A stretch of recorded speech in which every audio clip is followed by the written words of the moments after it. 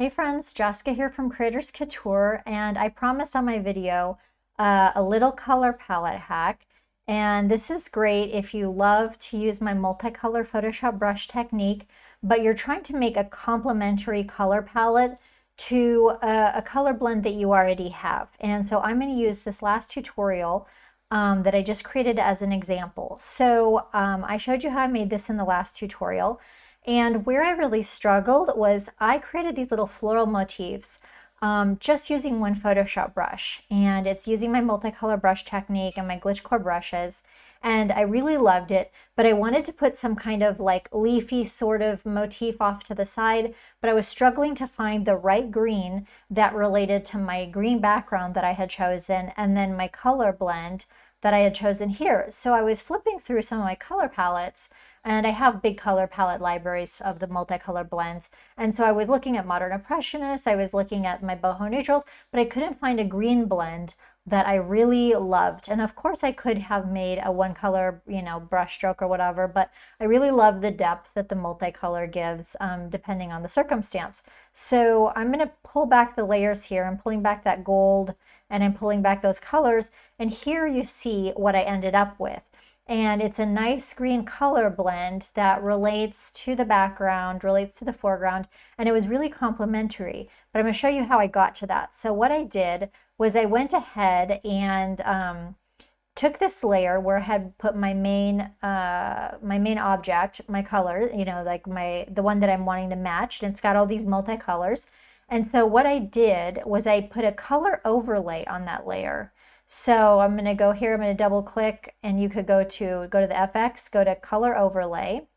And what I did was I picked the background color.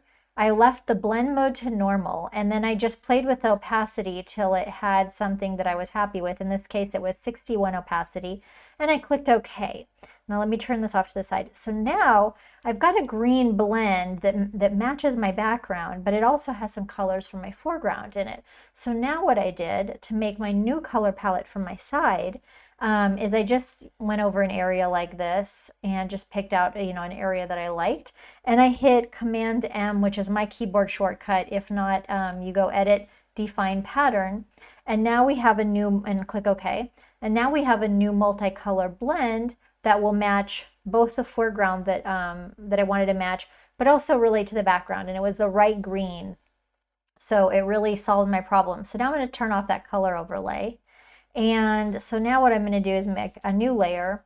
And now I grabbed that Artistic Autumn Brush 38, and I'll, grab that new color palette that I made and start painting.